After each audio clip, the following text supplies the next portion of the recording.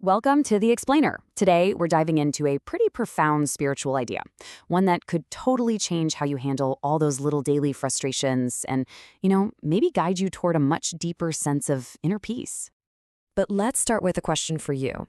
Have you ever had one of those days where everything's going fine and then one little thing, a frustrating email, someone cutting you off in traffic, just completely throws you off? It's like, why is our inner peace so fragile? Why is it so easily shaken? Well, we're going to get to the bottom of that. All right, so the wisdom we're about to explore today comes to us from Venkataramana of Vijnana Mitra.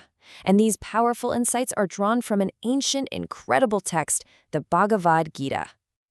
To really get a handle on our daily struggles, we need to zoom out. I mean, way out. The Bhagavad Gita gives us this amazing framework, this idea that our reality, with all of its ups and downs, is really part of a grand cosmic performance. You could call it a divine play. So, in this cosmic play, Lord Krishna introduces this incredibly powerful force called Maya.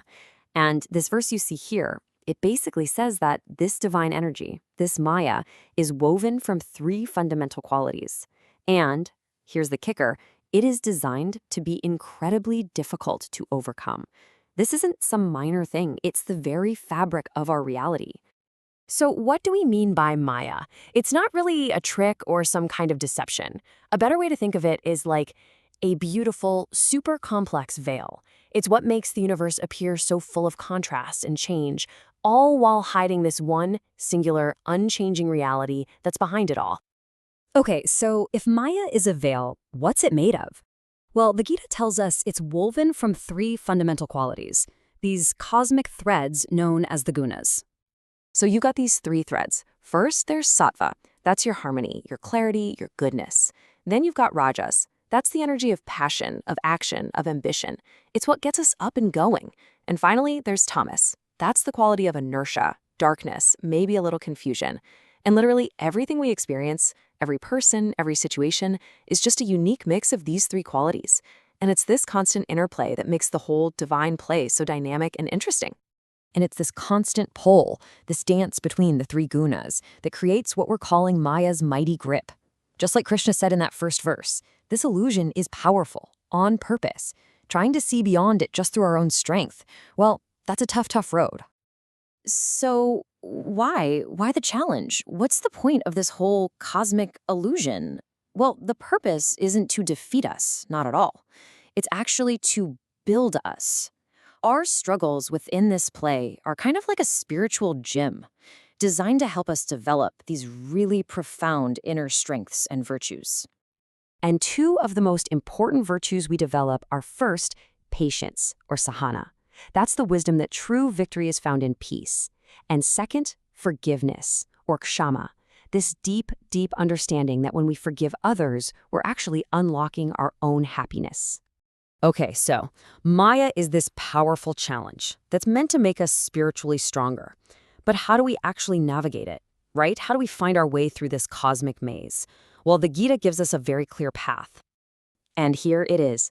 This is the second half of that verse we started with. And honestly, it holds the entire key. Krishna says, "But those who have surrendered unto me can easily cross beyond it." The message is crystal clear. The way beyond Maya isn't about fighting it. It's about surrender, an act they call Sharanagati. Now, I get it. Surrender can sound like a really abstract or maybe even a passive idea.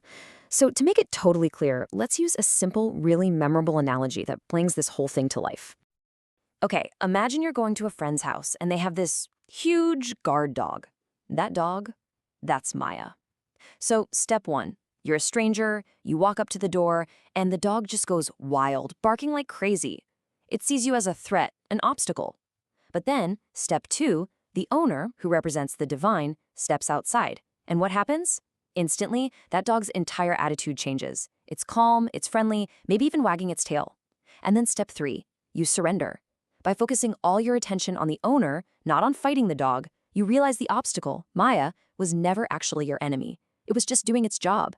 And now, it reveals its true, friendly nature. And this is where it all comes together. When we start to apply this idea of surrender, shifting our focus from the barking dogs of the world to the divine owner, the results in our own lives are, well, they're profound. We actually stop getting so agitated by those little things that used to throw our whole day off track. We start to build that unshakable patience and that deep forgiveness we were talking about.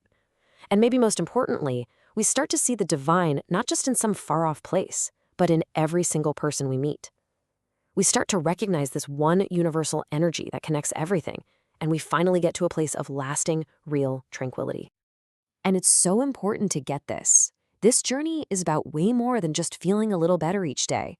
The ultimate destination here is self-realization, this incredible discovery of the divine spark that lives within you, within me, and within all of existence.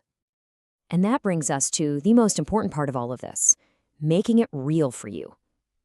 Just take a second and think.